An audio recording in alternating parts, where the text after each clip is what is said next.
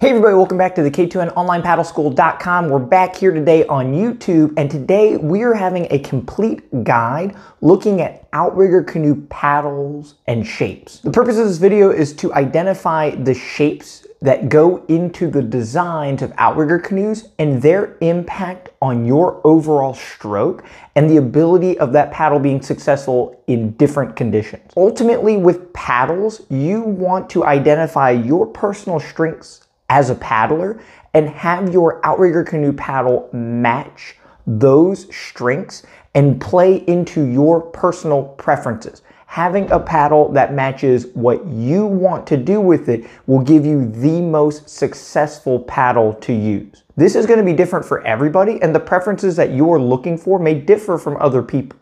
Ultimately, your movement and your technique is going to dictate how fast you move the boat, and the paddle itself is only a small portion of that equation. This guide is to go over a bunch of different shapes and outline what those shapes mean in your stroke. That way you don't physically have to use a paddle to understand it simply by looking at it. And don't forget to check out the K2NOnlinePaddleSchool.com. We have 200 videos outlining technique, off-the-water training, and all kinds of paddling videos. There's almost 30 hours worth of content on there, and you can subscribe monthly and cancel anytime you need to. All right, let's get right to it. The first paddle that we're going to look at is the traditional teardrop shape. Teardrop shape starts at the throat and expands out into the middle of the paddle, which is the widest portion, and then it starts to narrow off at the tip, giving it a teardrop shape. This style of paddle gives us a very middle of the road shaping and feel through the water, and the other paddles that we're going to go through are going to push this idea into other extremes to accentuate certain parts of the stroke. But keep in mind that a paddle shaped in this teardrop configuration is very, again, middle of the road with the feel at the catch, the power, and the exit. The curvature at the tip of the blade is going to influence how much water you feel initially at the catch. The more rounded and narrow this blade is, the lighter the catch is going to feel. The more squared off the tip is, the stronger the catch is going to feel. This is because the moment the blade tip touches the water, the amount of surface area that is activated is very small because of the rounded edge, and it takes more and more of the paddle being submerged before we maximize the surface area. When the paddle itself is squared off, we are grabbing the water with a high amount of surface area immediately. The width of the blade is going to distinct how much pressure you're going to find through the water. Obviously, the wider the paddle is, the more water you can grab, and the narrower this paddle, the less water you're grabbing. That spec is also combined with the length of the paddle. The deeper the width of the blade is into the water, the more leverage you're going to find. So if you have the width of the paddle only 1 inch under the water, it is less pressure on the surface there than it would be if it was submerged 18 inches deep into the water. So when looking at it, the width tells us one story and the length tells us the other story. Both of them interacting together can tell you how much pressure you're going to find with the blade surface.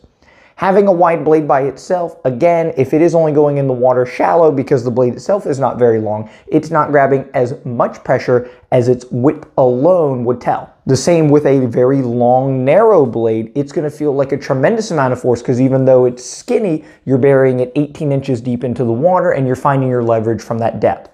Again, we'll go over other designs that push these ideas to the extreme. The real meat of your power face is going to come from this surface area, again, from the width and how deep it's in the water, and the rest of the paddle is giving you a shape towards a release. When using these paddles, there's a lot of force that is spread out on the blade face, and coming up to this point serves a function in distributing this weight evenly across the entire paddle. Having blades that do not have a throat means that the amount of force that is on the blade itself is very high. If you're familiar with the bed of nails, if you have thousands of nails that you lay on, none of them poke you because your weight is distributed across so many of them that the force of the prick pin on the end of the nail is not enough to hurt you. If you lay on a singular nail, all of your weight is focused on that one point and it punctures right through. This is the same idea when we're looking at blade faces. This section of the paddle here is responsible for moving the boat in its entirety.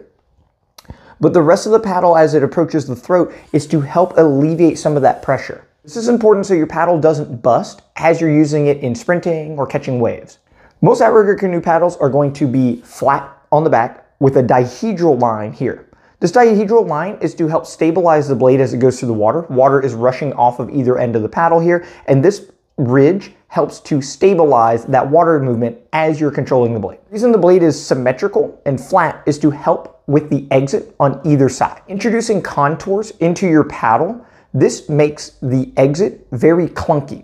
If you were to create a cup or a pocket on the back of this paddle, it would trap water on the inside, and as you go to release it, that water cannot shed because the edges are working against you every stroke. So the amount of power and force that you can find in the front by having a cup is much higher, but you are punished by having a release that is trying to shed this water in a very inefficient way. Most industry paddles are going to be flat, and if they do have a cup, the cup is featured in the middle, and then the edges are more flat to try and shed that water. If you're not familiar with surf ski paddles, they feature this cup, which traps all this water inside of the blade, and it has a soft edge on the bottom, so as this blade leaves the water can flush out. The only way that this system works properly is each blade is asymmetrical from the other. So if I were to take this blade and paddle on the wrong side with it, it would not be oriented in the proper way to release. By having two specific blades, one designed for a left side stroke and a right side stroke, you can have innovations that feature a cup or a pocket to grab a bunch of water, to have a design that helps shed that water that you've grabbed. By taking this blade to the opposite side and trying to make them symmetrical, you would have two closed edges essentially trapping the water on the inside, which is great at the front and the middle of the stroke, but as you go to release, there's nowhere for that water to cleanly release each time. The force that you're finding on the paddle, again, comes from the width and the length, how far you're submerging the blade, and that leverage by itself on a flat blade face is enough to create the leverage to move your boat properly. We don't want the boat to slow down at every single exit by having poor contours that's trapping the water that we need to shed. The next design that we're going to see on Outrigger Canoe paddles is going to be the offset of the blade.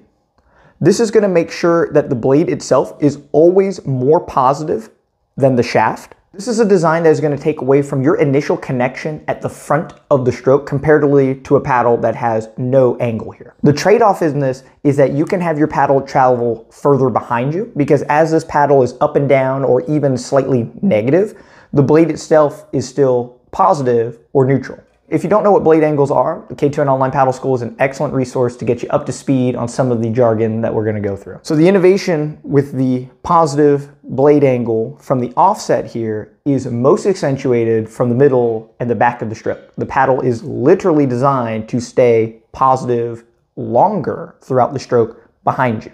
The leverages that we create at the initial catch are slightly less because the blade is oriented in front of us instead of under us as we're going through with the catch. So having too much of an offset here takes too much away from the catch. So that's why you don't see these paddles flared out 90 degrees in the front, because there's no contact with the water. Looking at that extreme, if we pull the blade all the way back, right, we have more leverage. So the more the blade is offset in front of us, right, to an extreme, if it's 90 degrees, we're slapping the water. Anything that is forward is making that initial contact feel closer to that idea. It is made up for by having a much longer stroke. So as we go for long distance, that efficiency at the back of the stroke becomes very important. The double bend is probably one of the most misunderstood and misused aspects of Outrigger Canoe paddles. It is now at this point just an industry standard and a consumer expectation to have the double bend, and it really doesn't change your stroke all that much. Concept being is that your top hand is further back in the stroke than you would be if you had a straight shaft. You can see that the handle here is tilted back and it would be up 2 or 3 inches. Having that top hand back allows your top shoulder to be back a little bit longer throughout the stroke. And so again, as you're going through the stroke, your top hand is always a little bit further behind in the stroke than it would be if you had a straight shaft. This allows you to complete the stroke again longer in the middle and the end of the stroke, because no matter where your hand is, it is always an inch or two further back. If we're looking at our top hand to decide when the stroke ends, if we bring our top hand all the way down, a straight shaft will reach that end point a little bit sooner. The contour and leverage that allows that top shoulder and top hand to stay back during rotation just a little longer. The amount of force that you can find from the exit and for leverage is very minute, but when you're paddling a vob and you're using those final moments of the stroke to help steer the boat, the double bend becomes much more important. In the Outrigger Canoe with the forward stroke exclusively, the double bend, not a huge deal. If you're in an OC6 or an OC2, your partner has a double bend, you should probably have one as well to match up with them better. The single shaft bend only at the blade with the straight shaft is enough to throw off another partner and their stroke. So again, in the OC1 with the forward stroke, not a huge deal. In the Va'an, the OC6, you might see this being a little bit more advantageous depending on how you are paddling. The grips on the top, you have palm, T-grip. This is all user preference. So depending on how you use your hand to hold onto the paddle, this is going to dictate what feels comfortable in your hand. This is going to be different between different brands and models. So that is a basic rundown of a fairly typical industry standard paddle. And so now we're going to look at some other paddles that take these concepts into more extremes. So the Kealoha that I have here is again another teardrop. It's kind of an elongated blade that's a little skinnier, but it still features the same teardrop design that we're going to use in stark contrast to the Hippo Stick's Heart Attack. So when we're looking at the tips of these two blades, you can see the amount of force that you're going to find with the Heart Attack is much higher at the catch because of this much straighter edge. So as you bury 4 or 5 inches of this blade into the water, you have a large percentage of this blade submerged very early within the stroke. Looking at the same concept with the Kealoha, because of the rounded, narrow catch here, this is a very small percentage of the rest of the blade remaining. So when you are initiating contact with the water, you don't have the same bite that you would have with a paddle like this. With the Hippo Stick, once you have about half the blade in the water, you have more than half the surface area of the blade in contact with the water, meaning that the first grab on the water is very high.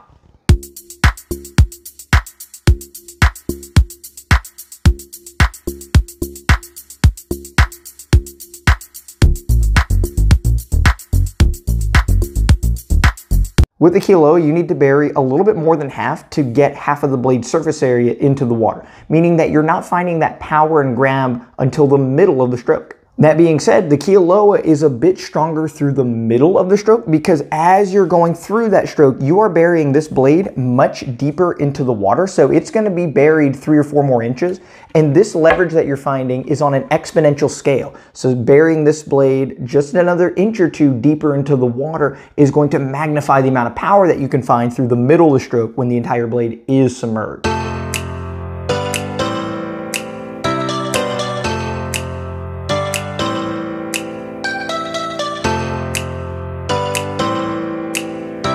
With the Heart Attack, once you submerge the entire blade, you're not finding that much more leverage because there isn't that much surface area here on the bottom part of the paddle. So most of the power is front loaded. The middle of the stroke is not much more powerful. And then the shape being flat, having dihedral edge, 2 flat edges here, releases very cleanly. Even looking at the Kealoha, we can see this dihedral is much longer to stabilize the blade because of its inherent length in the water. It is finding its pressure not from the width, but from the length being buried. So it is very easy at the catch and much more powerful through the midsection. So which one is better than the other? There's not really an answer. Depending on how you are paddling personally and what your strengths are, having a paddle that matches that is the key. I've been using the Hippo Stick for a number of years now, and I pride myself on the initial lock that I make on the water being one of the prime forces that moves the boat forward. If you try to paddle with that ideology with the Kealoha, it's not going to be there because the paddle doesn't reflect that. Priding yourself in being able to grab a ton of water once the entire blade is submerged and all your leverages are working with you during the power phase,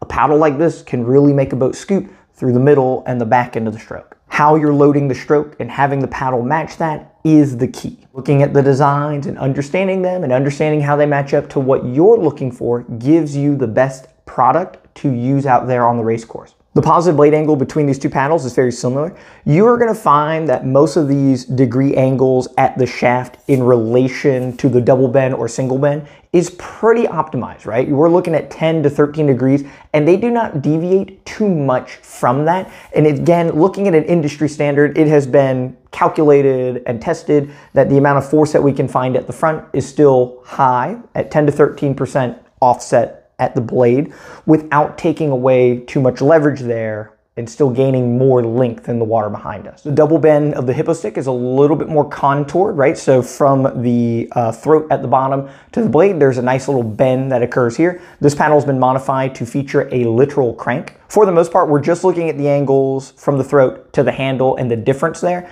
How quickly and how sharply that occurs and when is not quite as important. It still tilts your top hand and top shoulder back a little bit more within the early parts of the stroke. Some people swear by having paddles that have a more distinct crank in order to push harder at the end of the stroke and utilize that crank as a pushing mechanism late in the stroke. You can achieve that same feel with a contoured paddle as well. So now we have two paddles that are vastly different from each other. I love having these two side by side. I don't have a true Tahitian style blade. My Kealoha steering stick here is a Tahitian style steering blade, and it takes some of the Tahitian solo blades to an extreme. But again, the paddle itself is not very wide, but it finds its power from the length. So it has some of the softest edges at the tip of the blades that you're gonna find on the market, which means that your initial contact with the water is almost effortless.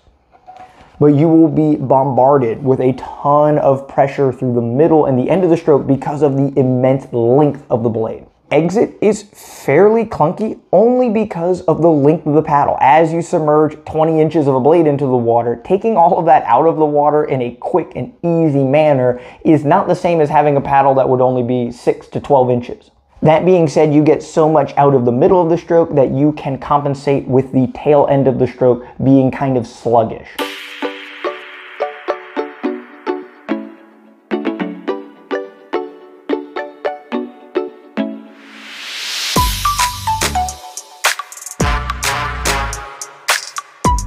So the Tahitian paddles, in my opinion, always feel like you have to have a lot of horsepower to be able to command that paddle properly because you rely so heavily on the catch and the length of the paddle providing that power through the middle, and you get a little punished with the blade coming out slowly each time. Again, Tahitian style blades are not this extreme looking, but it's the same concepts. Very easy entry, power within the length of the blade, not from the width. They will feature some of the most aggressive offset angles. The longer the blade, the more offset that this can have. And again, it's just from the leverage from the blade itself compensating for this offset.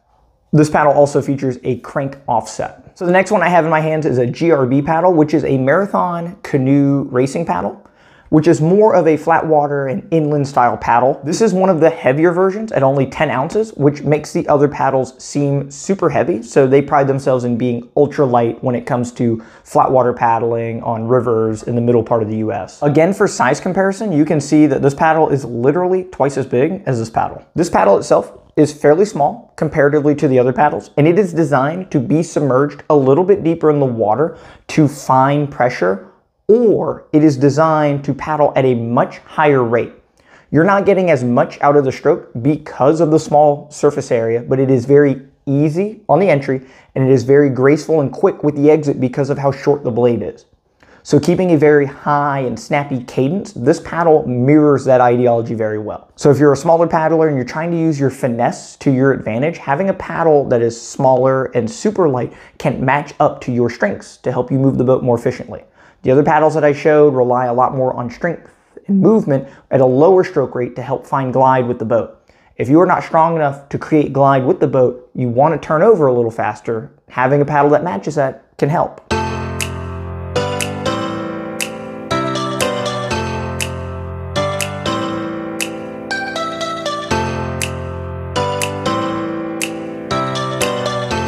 Features a very long dihedral line. There's a little bit of a curve within the blade here.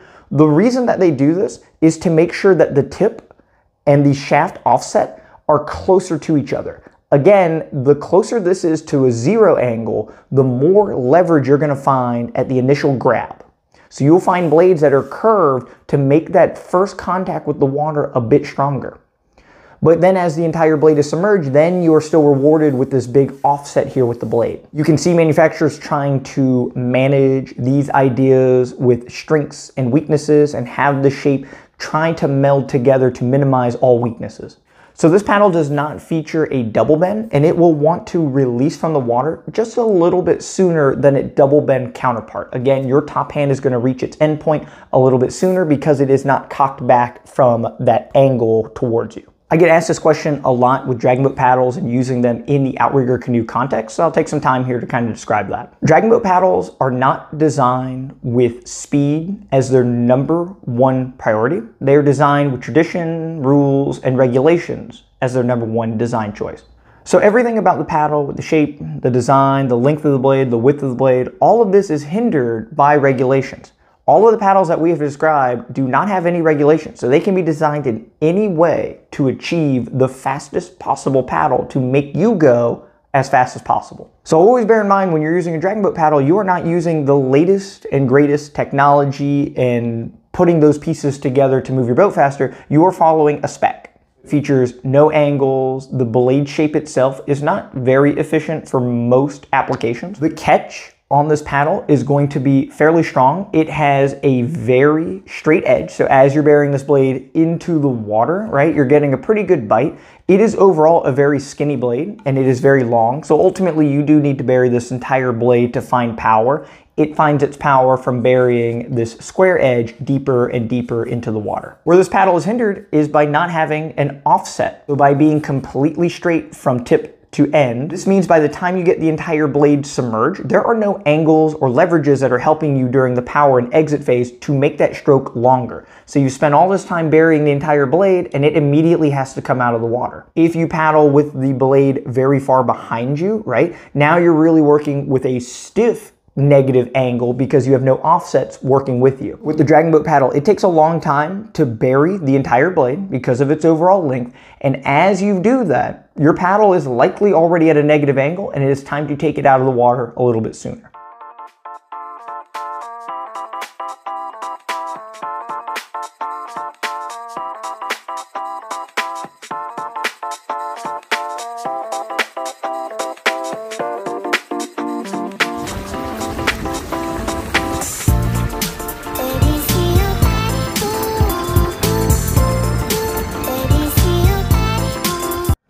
This forces you to paddle at a very high rate with this paddle, and you're always fighting inefficiencies based on its overall design in the individual paddling setting. In a dragon boat with 20 superhumans propelling a boat in unison together, it can make the boat fly. If they were all to switch out with Outrigger Canoe paddles that have superior leverages and angles at their disposal, the boat theoretically could go faster. There's nothing wrong with training with your dragon boat paddle for your dragon boat team, but if you're using a dragon boat paddle in a long distance race against somebody that has the latest and greatest in innovation and technology, you are at an inherent disadvantage. For training purposes, it's totally fine. Understanding your tool, there are no offsets, so the blade has to exit the water much sooner with a higher level of urgency. And from the overall length of the blade, it will feel very sluggish. By the time you have the whole blade in the water to initiate that grab with power, it's time to remove the blade. With a paddle like this, it's quicker to submerge the entire blade and you can travel further with the full blade submerged without being punished because of the offset. As far as paddle constructions go, carbon fiber is the stiffest. Fiberglass and wood has some flex to it. This is on a sliding scale of the more forgiving and the more flexible the material you're using, the less power connection that you have. As you're using the paddle, if your paddle flexes in your hand, the power that you're transferring into this is lost in that flex and in that movement. The stiffer the paddle, the more energy you can direct into the water on a 1-to-1 ratio. So if this doesn't flex at all, the more force you can find in the water. The issue with this is it requires more strength and you are going to feel it on your joints a lot more. So that's a lot of things to balance. The size of the blade is one indicator. The material of the blade is another. So having a full carbon paddle that has a very small blade gives you the luxury of a very light and snappy paddle without being so punishing on the joints. Having a very large blade, you might want to counter that with a bamboo or a wooden shaft to make sure that some of that force from the blade is lost here in the shaft in that flexibility so you can paddle for 10, 20, or 30 miles. If you're experiencing joint pain while paddling, it is likely from you utilizing only your arms and not utilizing the big rotational forces of the shoulders, hips, and the legs. And so your elbows, wrists, and shoulders are absorbing all of the shock. But looking at material, for the most part, balancing out these ideas can still give you that feeling and that lock on the water that you're looking for. The shape of the blade is going to accentuate where you feel powerful in the stroke, whether it's at the catch or in the middle of the stroke or even at the release. The offset is going to keep the blade efficient longer through the water. And the material of the paddle itself is going to be a little bit more forgiving on the body depending on its flexibility. This video is not sponsored by any paddle company. These are just paddles that I happen to have for my club setting. And I hope this gives you a good understanding and explanation of the spectrum of the different paddles, blades, and their relation to the stroke and the reason for their design. If you have any questions, feel free to leave a comment. You can go on the website, you can contact me through email or the live chat feature. If you are having problems using your rotation to unlock the majority of your stroke and you're feeling joint pain, you can check out the other YouTube videos that we have available on this page for free. Or you can go to the K2NOnlinePaddleSchool.com. Again, we have 200 videos to help maximize your movement through the water and really help you this race season. Thank you guys so much for supporting the YouTube page. We've already reached 1,100 subscribers, so we've got 100 in like 2 weeks, which is excellent. Paddling is a really niche and small sport, so having this many people reach out and be part of the YouTube page is awesome. If there are videos that you would like to see in the future, please comment, message, or get in touch, and we'll try to get those videos out to you in the future. Thank you so much for watching this video, and we'll see you next week for the next quick tip video.